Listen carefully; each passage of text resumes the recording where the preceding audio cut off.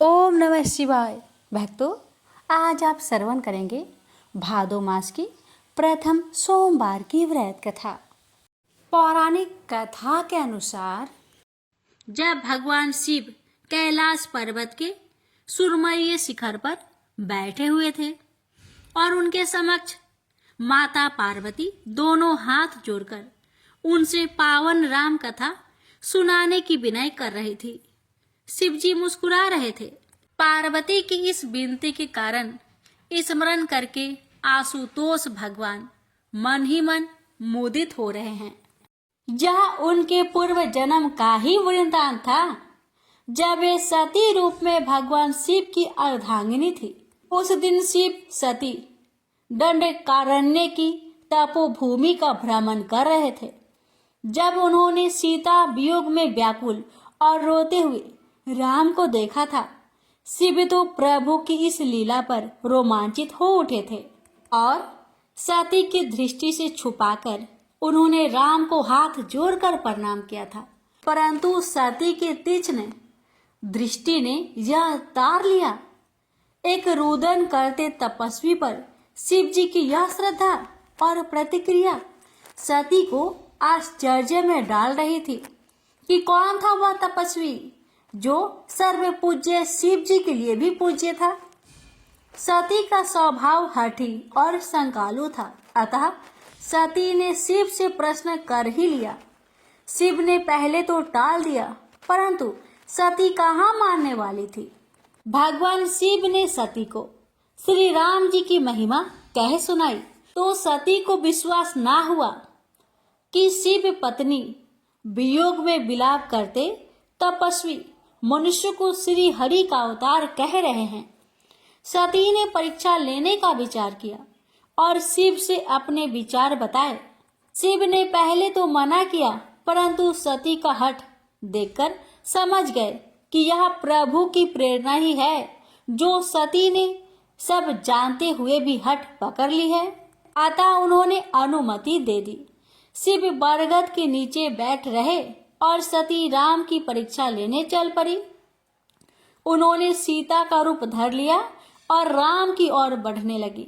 राम की दृष्टि जैसे ही उन पर पड़ी तो उन घट घट के जानने वाले श्री हरि ने दोनों हाथ जोड़कर सती को माता कहकर प्रणाम किया और उनसे भगवान शिव की कुशल क्षेम पूछी तो सती लज्जा से पानी पानी हो गई। मन में बड़ा ही क्षोभ हुआ कि मैंने शिव जी की बात ना मानकर बड़ा अपराध किया। वे हृदय में गलानी लिए शिव जी के पास पहुंची तो भगवान शिव ने उनसे परीक्षा का परिणाम पूछा। सती की हृदय में शंका तो थी ही, भय भी था कि कहीं अनर्थ ना हो जाए। अतः झूठ ही बोल दिया कि उन्होंने कोई परीक्षा ही नहीं ली, परंतु शिव से क्या छुपा रह सकता था। उनके मन में बड़ा विषाद हुआ और उन्होंने श्री राम का स्मरण करते हुए उसी क्षण सती को अपने हृदय से त्याग दिया। सती को शीघ्र ही शिव के व्यवहार से यह आभास हो गया कि उनकी हठ धार्मिकता और स्त्री सुलभ मूर्खता ने अंततः अनर्थ कर ही डाला। दिन प्रतिदिन शिव की अपने प्रति विरक्ति से सती दग्ध हो रही थी, परंतु भूल तो अपनी ही थी। अतः सती मन ही मन श्री राम का स्मरण करती और अपने अपराध की क्षमा मांगते हुए उस देह से शीघ्र मुक्ति दिलाने की प्रार्थना करती। शिव के समीप रहकर भी वे शिव की नहीं थी, जो जीवन व्यर्थ था। शिव घोर समाधि में चले गए थे और सती को अपराध का बड़ा मूल्य चुकाना पड़ रहा था। पति परित्यागता की पीड़ा को सती के अतिरिक्त और कौन समझ सकता था। वे क्षण प्रति क्षण अपराध बोध से घिरी जा रही थी। अंततः देव ने उनकी पीड़ा हरने के लिए एक समय चक्र बुन ही दिया। सती के पिता प्रजापति दक्ष ने एक बहुत बड़े यज्ञ का आयोजन किया, जिसमें सभी देवताओं को बुलाया गया, परंतु दक्ष ने देश के कारण शिव को निमंत्रण नहीं भेजा। सती को अपने पिता पर क्रोध आ गया, जो देवताओं के भी पूज्य है, जो देवाधिदेव है और जिनके बिना कोई यज्ञ पूर्ण नहीं हो सकता, उनका ऐसा तिरस्कार करके दक्ष ने अहंकार का परिचय दिया था। शिव ने भी समाधि संपन्न कर ली थी। अब वे शांति चित्त थे। उन्होंने प्रसन्नता पूर्वक सती को हरि कथा सुनाई। उन्हें दक्ष द्वारा किए अपमान का पता चला। उदार शिव तो मान अपमान से परे हैं, उन्हें इससे क्या, परंतु सती ने इसे प्रतिष्ठा का प्रश्न बना लिया। वे पुनः भूल कर रही थी और हठ कर रही थी कि वे अपने पिता के यज्ञ में अवश्य ही जाएगी। शिव जान गए कि देव ने सती को परित्यागता की पीड़ा से मुक्ति देने का अवसर दिया है। होनी में हस्तक्षेप करना वे उचित नहीं समझते थे। अतः सती को यज्ञ में जाने की अनुमति देकर अपने गणों को उनके साथ भेज दिया। दक्ष के राजमहल में यज्ञ अपनी भव्यता के साथ आरंभ हो गया था। अनेक वेदियों के बीच में महावेदी बनी थी, जिसके चारों ओर विख्यात विद्वान ब्राह्मणों द्वारा मंत्र उच्चारण और समिधा समर्पण हो रहा था। सभी देवता अपने स्थानों पर आ विराजे थे, जबकि भगवान शिव का तो वहां आसन न था। यह सब देखकर सती के नेत्र क्रोध से जल उठे। देवाधिदेव का ऐसा तिरस्कार! सती ने अपने पिता ही नहीं बल्कि देव समाज को भी धिक्कारा, जो ऐसे यज्ञ में सम्मिलित होकर दक्ष के अपराध में भागीदार हो रहे थे। ऐसा सुनकर अहंकारी दक्ष तिलमिला गया और उसने शिव के बारे में कितनी ही अपमानजनक बातें कही। यह सुनकर सती का क्रोध चरम पर पहुंच गया और वे अपने रुद्र रूप में आ गई, जिसे देखकर देवतागण भी भयभीत हो गए। किसी अनिष्ट की आशंका ने सबको विचलित कर दिया था। सती ने अपने पिता के अपमान से दग्ध होकर उस देह को ही भस्म करने का निर्णय ले लिया और अपनी देह यज्ञ की महावेदी को समर्पित कर दी। सती की आत्मदाह करने से चारों ओर हाहाकार मच गया। देवता सन्न रह गए और सभा में सनसनी फैल गई। सती का यह आत्मदाह एक बड़े संकट का कारण बनने वाला था। अतः लोग इधर उधर खिसकने लगे। देवगणों ने तत्काल जाकर महादेव को सती के आत्मदाह की सूचना दी। तो शिव का अंग प्रत्यंग क्रोध से कांप उठा। सृष्टि में जैसे प्रलय ही आ गई। संहारक शिव की क्रोध अग्नि ऐसी ही प्रचंड थी। शिव ने अपने सिर से एक केश उखाड़ा और भूमि पर पटक दिया, जिससे एक भयानक आकृति का बलवान योद्धा वीरभद्र उत्पन्न हुआ। उसके अग्नि समान जलते नेत्र थे और हाथों में खड्ग व कंधों पर प्रचंड धनुष लटक रहा था। वीरभद्र गर्जना करता हुआ दक्ष की यज्ञशाला में पहुंच गया और उसने भीषण रक्तपात आरंभ कर दिया। दक्ष को जिस सेना पर अहंकार था, वह वीरभद्र के रौद्र रूप के सामने जान बचाने के लिए इधर उधर भाग रहे थे। वीरभद्र की दृष्टि शिवद्रोही दक्ष को खोज रही थी और वह अपने प्राण बचाने के लिए अंतपुर की ओर भाग जा रहा था। वीरभद्र ने झपट कर उसे पकड़ लिया और खड्ग के प्रहार से उसका मस्तक काट दिया। यज्ञ का विध्वंस हो गया था। सती को इस प्रकार उस देह से मुक्ति मिल गई जिसे शिव ने त्याग दिया था। विधाता ने अपने प्रभाव को सिद्ध कर दिया था कि होनी अटल है और इसके प्रहार से कोई नहीं बच सकता। प्रेम से बोलिए सियावर रामचंद्र की जय। अब सुनिए आगे की कथा। सती ने वह देह तो त्याग दी थी, पर शिव से बिलग वे कैसे रहती? न तो उनके बिना शिव और न शिव के बिना सती पूर्ण थी, और न इन दोनों का अभाव तो सृष्टि को शून्य कर देने वाला था। सती ने अपना अगला जन्म राजा हिमाचल की पत्नी मैनावती के गर्भ से लिया, जहां उनका नाम उमा या पार्वती रखा गया। माता पिता और समस्त परिजनों की लाडली पार्वती का जन्म उत्सव बड़े ही धूमधाम से मनाया गया। नारद जी ने यह समाचार सुना तो हर्षित होकर जग जननी के बाल रूप के दर्शन करने पहुंच गए। नारद जी ने बालिका के गुण दोष देखे और सर्वत्र गुणों की खान उस कन्या के भविष्य का वर्णन किया, जिसे सुनकर सभी हर्षित हो उठे। परंतु जब नारद जी ने पार्वती के भावी पति का वर्णन किया तो सब विचलित हो उठे। योगी, जटाजुटधारी, निष्काम, दरिद्र और अमंगल भेष वाले पति के बारे में देव ऋषि से सुनकर पार्वती के माता पिता को तो निश्चय ही उदास हो जाना था। सखिया भी सहम गई। नारद जी के मुख पर प्रसन्नता थी, क्योंकि भाभी वर के सभी लक्षण महादेव शिव के थे। नारद तो पार्वती को आशीर्वाद देकर चले गए, परंतु माता मैनावती संदेहग्रस्त हो गई। राजा हिमाचल ने मैनावती को समझाया कि अभी छोटी सी कन्या के वर के विषय में चिंतित होना ठीक नहीं है। भाग्य कब करवट ले कौन कह सकता है। और देवऋषि नारद तो वैसे भी यूं ही मनोविनोदी स्वभाव के हैं। वे कब किसकी चिंता दूर करने का उपाय कर दे और कब किसे चिंता में डालकर नारायण नारायण भजते हुए लोक भ्रमण को चल पड़े। मैनावती को नारद की बात पर विश्वास था, अतः उसका मात्र हृदय कभी अस्वस्थ न हुआ। कन्या नित्य चंद्रमा शुक्ल पक्ष की भांति बढ़ने लगी। पार्वती कब कन्या से किशोरी हो गई, माता पिता को लार प्यार में पता ही न चला।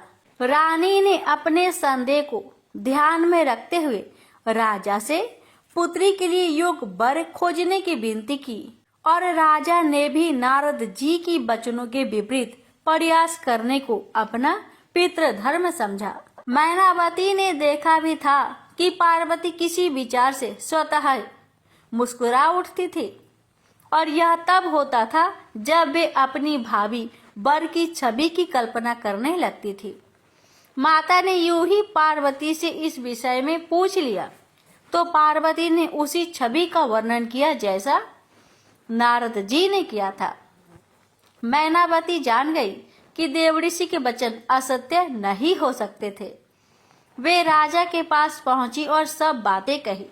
दोनों ने मिलकर निर्णय लिया कि विधाता के लेख में हस्तक्षेप करने का प्रयास भी अनुचित है, अतः ऐसे भेषधारी भगवान शिव ही वर रूप में उनकी पुत्री को मिले तो अच्छा होगा। इसके लिए शिव को प्रसन्न करना आवश्यक था। मैनावती ने पुत्री पार्वती को शिव को प्रसन्न करने की सलाह दी। माता पिता की इच्छा और स्वीकृति को मानकर पार्वती तपस्या करने चल पड़ी। प्रजापति शिव को ध्यान में रखकर सुकोमल सुकुमारी पार्वती घोर तपस्या करने बैठ गई। बहुत समय तक कंद मूल खाकर फिर कठोर उपवास के द्वारा पार्वती ने शिव इच्छा में अपने शरीर को सुखा लिया। इतने कठोर तप से उस राजकन्या का शरीर सूखे पत्ते की तरह हो गया था, अतः पार्वती का एक नाम अर्पणा भी हुआ। उसके इस कठोर तप को देखकर देवताओं ने उसे शिव को पति रूप में पाने का आशीर्वाद दिया।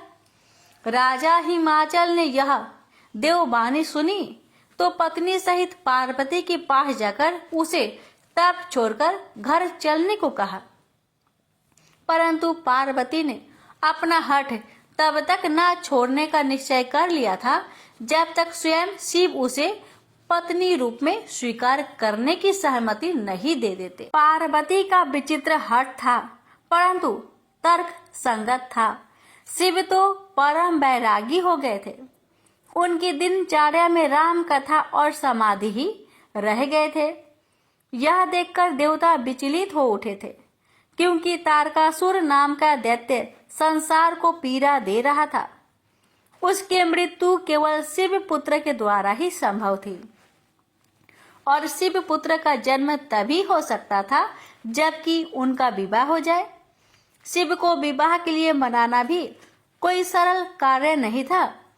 वे विरकित के चरम बिंदु पर पहुंच गए थे। सभी देवगण मिलकर शिव को मनाने पहुंचे और भांति भांति से उनकी स्तुति करने लगे। महादेव प्रसन्न हुए और उन्होंने देवगणों से वहां आने का कारण पूछा। देवगणों ने तारकासुर के अत्याचारों से पीड़ित संसार की व्यथा सुनाई और वह उपाय भी वर्णन किया जो हो सकता था। भक्तों के सदा सहायक भोलेनाथ शिव तो जगत कल्याण के लिए ही विख्यात है। देवताओं और संसार को निर्भय करने के लिए उन्होंने बिना विचार किए तुरंत ही सहमति तो दे ही दी, परंतु इस शर्त पर कि वे पहले पार्वती की प्रेम की परीक्षा लेंगे, तभी उन्हें अंगीकार करेंगे। भगवान शिव ने सप्त ऋषियों को पार्वती के अपने प्रति अनुराग की परीक्षा लेने के लिए भेजा। सब जानते थे कि यह मिलन निश्चित है, परंतु महादेव की लीला भी तो देखनी थी। सप्त ऋषि पार्वती को भांति भांति से तप से डिगाने का प्रयास करने लगे। उन्हें शिव के दोषों के विषय में भांति भांति से भ्रमित किया और नारद जी के विषय में भी तरह तरह के बातें बनाकर उन्हें उनके पद से विचलित करने का प्रयास किया। नारद जी तो जिसे उपदेश देते हैं उसकी मति ही फेर देते हैं और उसे कहीं का नहीं छोड़ते। दक्ष पुत्रों को उपदेश देकर बैरागी बना दिया। बेचारे फिर कभी लौटकर घर न आए। चित्रकेतु को पहले पुत्र सुख दिया और फिर पुत्र शोक। हिरण्यकशिपु को भी उपदेश देकर मरवा डाला। हे पार्वती, नारद जी के उपदेश को सुनकर मानकर अच्छे अच्छे विद्वान भी घर बार से हाथ धो बैठते हैं। नारद तो चाहते हैं कि जैसे वे वैसे ही सब हो जाए, अतः उनकी सीख मानकर यह हठ ना करो। पार्वती टस से मस नहीं होती तो सप्त ऋषियों ने उन्हें प्रलोभन दिया कि वे शिव के प्रति हठ को छोड़कर श्री विष्णु का तप करे तो वे शीघ्र प्रसन्न हो जाने वाले हैं और शिव से ही कहीं अधिक गुणवान हैं। पार्वती अडिंग रही। शैलपुत्री है तो डिगती कैसे? पार्वती ने विनय करके सप्त ऋषियों को वहां से जाने को कहा। सभी ने उनके शिव प्रेम की प्रशंसा की और जाकर शिव को सारा वृत्तांत कहा। शिव ऐसे प्रेम पर पुलकित हो गए। उन्होंने पार्वती को स्वीकार करने को सहमति दे दी तो देवताओं की हर्ष का ठिकाना ना रहा। इस अवसर के लिए उन्होंने क्या क्या उपाय नहीं किए थे। बेचारे कामदेव को तो शिव की क्रोध अग्नि में अपना देह से हाथ धोना पड़ गया था। ब्रह्मा जी ने तत्काल सप्त ऋषियों को राजा हिमाचल के यहाँ भेज दिया। राजा सप्त ऋषियों का स्वागत सत्कार किया और यह समाचार पाकर कि शिव ने उनकी पुत्री की प्रतिज्ञा को सत्य करने का निर्णय लिया है, उनके आनंद की सीमा न रही। उसी क्षण विवाह का शुभ मुहूर्त सोचकर वेदान अनुसार लग्न निर्धारित किया गया। शिव पार्वती का विवाह निश्चित होने पर देवताओं और मुनियों में हर्ष की लहर दौड़ गई, क्योंकि ऐसा होने पर ही तारकासुर के अत्याचारों से मुक्ति मिलने के कारण निहित था। इस भव्य विवाह की दोनों तरफ से तैयारियां होने लगी। ब्रह्मा जी ने लगन पात्रिका बाजकर सुनाई तो शिवगणों में जैसे उन्माद छा गया। भूत प्रेत पिशाच योगिनी आदि तो बड़े ही मनमौजी है। सबका अपनी प्रसन्नता व्यक्त करने का ढंग अलग है। कोई सिर के बल नृत्य कर रहा है तो कोई एक पैर पर ही नाच रहा है। कोई एक मुखी है तो कोई बहुमुखी। कितनों को तो अभंग का रोग है। कोई एक नेत्री है तो कोई बहुनेत्री। सब भांतियां तो इन्हें स्पर्श तक नहीं करती। शिव जैसे मस्त मौला वैसे ही उनके गण भी होंगे, इसमें क्या संदेह है।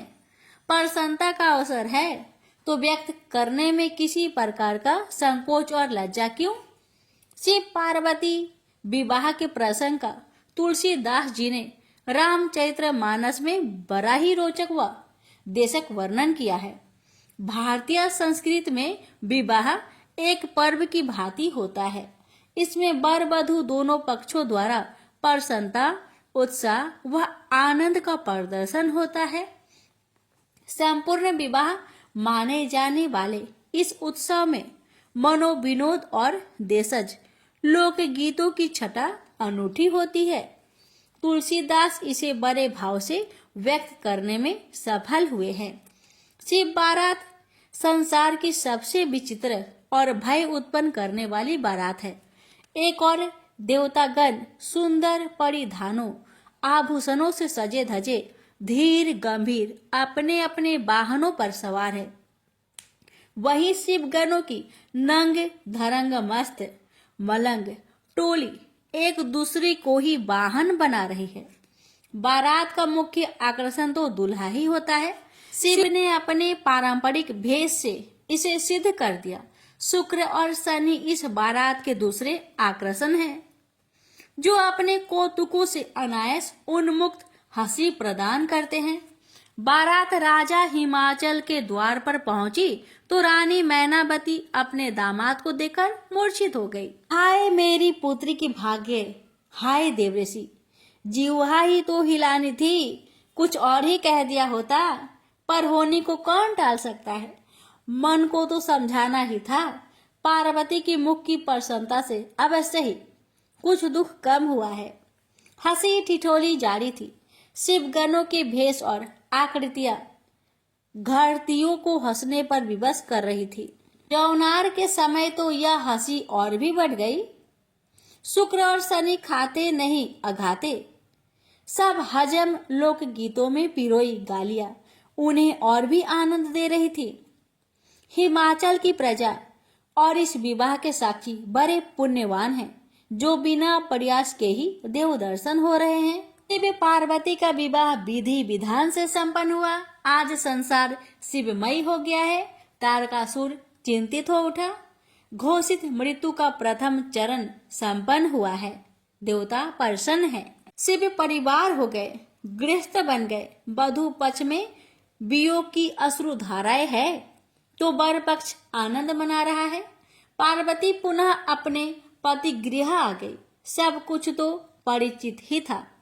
सहज में ही स्वयं को ससुराल में व्यवस्थित कर लिया। पार्वती ने भगवान शिव से अपने पिछले जन्म के अपराध की क्षमा याचना करते हुए उनसे प्रभु श्री राम की पावन कथा सुनाने की विनय की। पृथ्वी लोक में श्री हरि की वह नर लीला, जिसके क्षणिक अंग की पूर्व जन्म में ही वो साक्षी रह चुके हैं, कितनी मनोहर होगी। भोले भंडारी तो श्री राम में अनन्य प्रीति रखते हैं, अतः राम कथा के वर्णन का कोई अवसर भी नहीं छोड़ते। और उस कौवे का तो सौभाग्य ही क्या कहना, जो भगवान श्री शिव के श्री मुख से सिया राम की पावन कथा सुनने का अवसर अनायास ही प्राप्त कर चुका है। प्रेम से बोलिए हर हर महादेव। माता पार्वती की जय। प्राचीन काल में रत्नभद्र नाम से प्रसिद्ध एक धर्मात्मा यक्ष गंधमादन पर्वत पर रहता था। उनके पूर्णभद्र नामक एक पुत्र उत्पन्न हुआ। अंत में अनेक भोगों को भोगकर उस रत्नभद्र ने शिव ध्यान परायण हो परम शांत शिवलोक को प्राप्त किया। पिता के शिवलोक चले जाने पर पूर्णभद्र ने संतानहीन होने से अपनी भार्या कनक कुंडला नाम की यक्षिणी से कहा, प्रिय, मुझे पुत्र के बिना यह राज्य और महल आदि अब शून्य मालूम होता है। कनक कुंडला बोली, प्राणनाथ, आप ज्ञानवान होकर भी पुत्र के लिए खेद क्यों करते हैं? यदि यही इच्छा है तो पुत्र मिलने का उपाय कीजिए। इस जगत में उद्यमी लोगों को क्या दुर्लभ है। जो प्राणी परवंध के भरोसे रहते हैं वह नितांत का पुरुष है, क्योंकि अपना किया हुआ कर्म ही परवंध है और कुछ नहीं। इस कारण प्रतिकूल प्रावंध को शांत करने के लिए समस्त कारणों के भी कारण रूप भगवान शिव की शरण में जाना चाहिए। यदि आप सर्वश्रेष्ठ पुत्र है तो भगवान शिव की शरण ग्रहण कीजिए। अपनी पत्नी की बात सुनकर यशराज ने गीत वाद्य से भगवान शिव का पूजन कर पुत्र की अभिलाषा पूर्ण की। उसका नाम हरिकेश पड़ा। पुत्र उत्पन्न होने की प्रसन्नता से उसने अनेक दान पुण्य किए। जब हरिकेश 8 वर्ष का हुआ तभी से वह खेल धूली बालू का शिवलिंग बनाकर त्रिनादि ध्रुवा से उनका पूजन करता और अपने साथियों को शिव नाम से ही पुकारता था। वह रात दिन हे चंद्रशेखर, हे भूतेश, हे मृत्युंजय, हे नीलकंठ आदि पवित्र नामों का उच्चारण करता और मित्रों को प्रेम करता हुआ बार बार इन्हीं नामों से पुकारता रहता था। उसके कान नाम के अतिरिक्त अन्य किसी को ग्रहण नहीं करते थे। वह शिव मंदिर को छोड़कर किसी अन्य जगह नहीं जाता। उसके नेत्र शिव के अतिरिक्त और कुछ देखने की इच्छा नहीं रखते थे। वह सपना में भी भगवान शिव को ही देखा करता था। हरिकेश की यह दशा देखकर उसके पिता ने उसे गृह कार्य में लगाने की अनेक चेष्टाएं की, किंतु उस पर कुछ भी असर नहीं हुआ। अंत में हरिकेश घर से निकल गया। कुछ दूर जाकर उसे भ्रम हो गया और वह मन ही मन कहने लगा, हे शंकर, कहाँ जाऊं? कहाँ रहने से मेरा कल्याण होगा? यह सोचकर उसने अपने मन में विचार किया कि जिसकी कहीं ठिकाना नहीं है उसका काशीपुरी ही आधार है। इस प्रकार निश्चय कर वह काशीपुरी को गया, जिस अविमुक्त क्षेत्र में पंच भौतिक देह त्याग कर प्राणों का शिव की प्रसन्नता से फिर देह से संबंध नहीं रहता, उस आनंद वन में जाकर तप करने लगा। कुछ समय बाद भगवान शिव ने पार्वती को अपना विहार वन दिखाया। वह अनेक सुगंध युक्त पल्लवों से शोभित था। शिव बोले, हे देवी, जैसे तुम मुझको बहुत प्रिय हो वैसे ही यह आनंद वन भी मुझे परम प्रिय है। मेरे अनुग्रह से इस आनंद वन में मैं मरे हुए को जन्म मरण का बंधन नहीं होता, अर्थात वह फिर संसार में जन्म नहीं लेता। पुण्य आत्मा के कर्म बीज विश्वनाथ की प्रज्वलित अग्नि में जल जाते हैं, उसी से फिर वे गर्भाशय में नहीं आते। काशीवासी लोगों के देहांत समय में मैं ही तारक ब्रह्म ज्ञान का उपदेश देता हूँ, जिससे वे उसी क्षण मुक्त हो जाते हैं।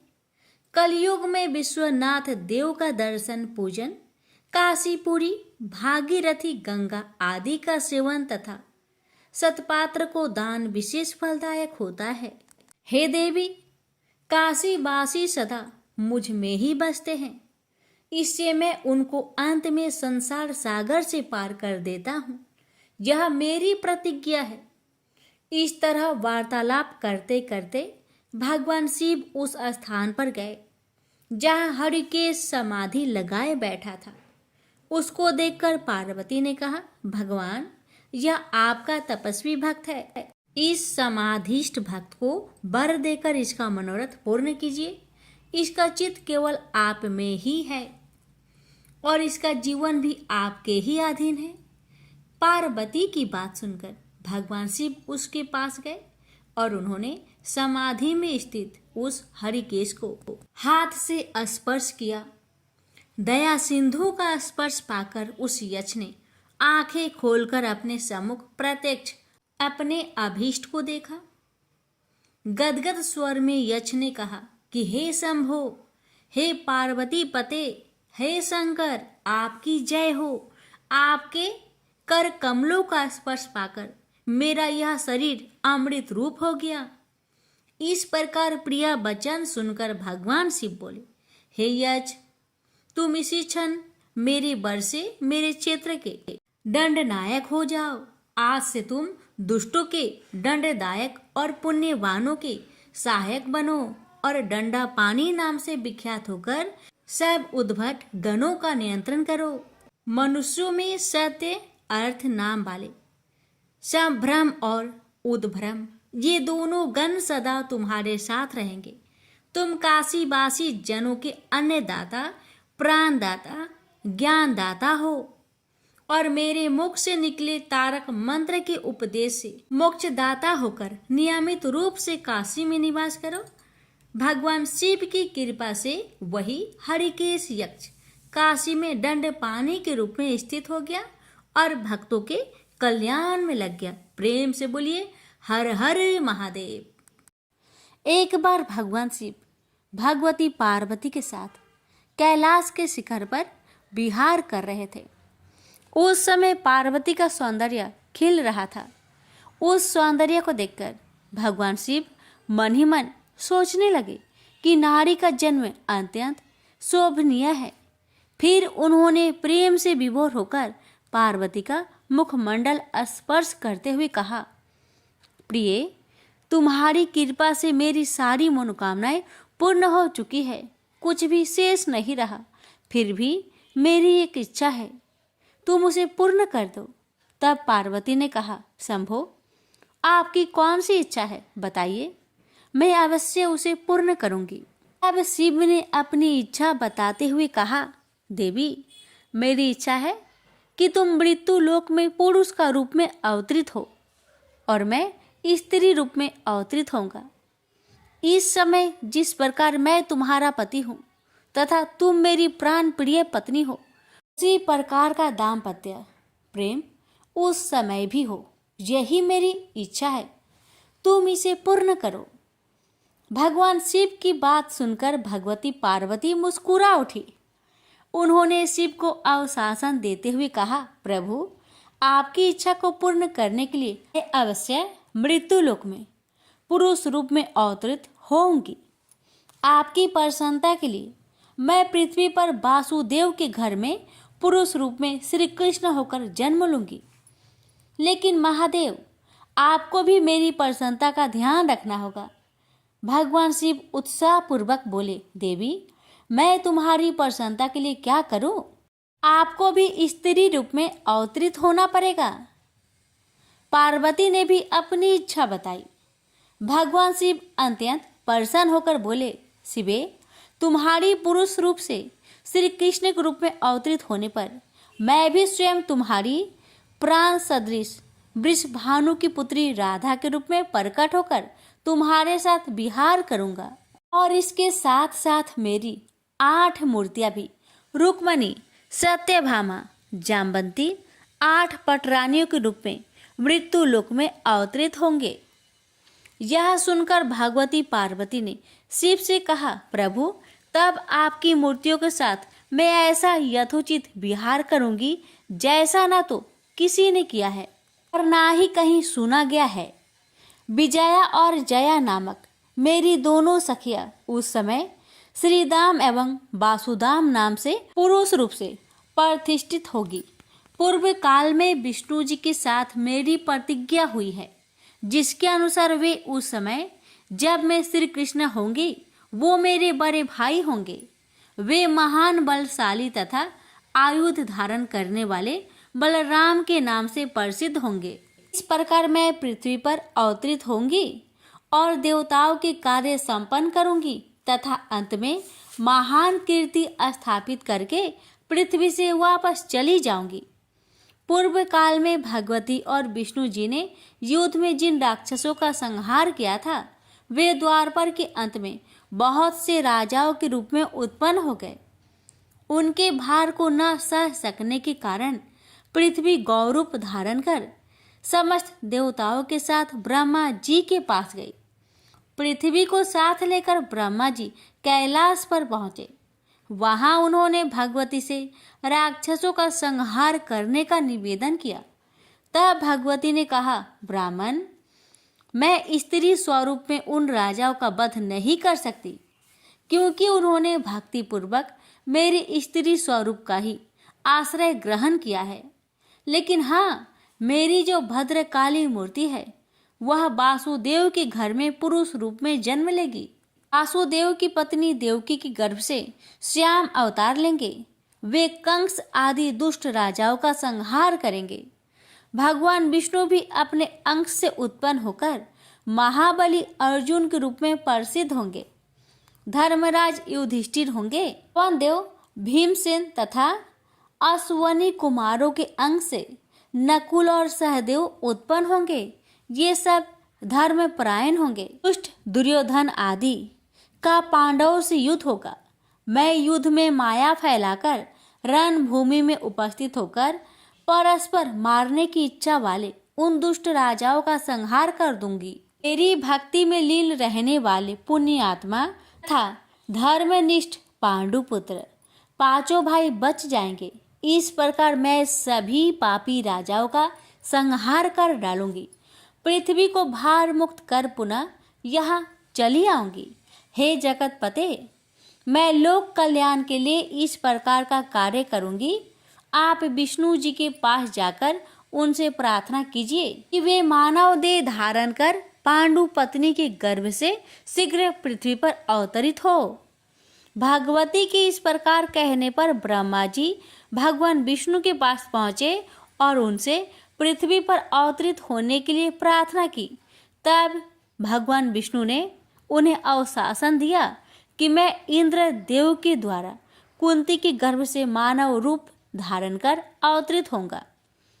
इस प्रकार ब्रह्मा जी से प्रार्थना करने पर साक्षात भगवती देवताओं का कार्य सिद्ध करने के लिए अपने अंश से वासुदेव पुत्र श्री कृष्ण रूप में अवतरित हुई और भगवान विष्णु ने भी महान बल पराक्रम श्री बलराम तथा पांडु के दूसरे पुत्र अर्जुन इन दो रूपों में जन्म लिया। भगवान शिव भी पीछे नहीं रहे।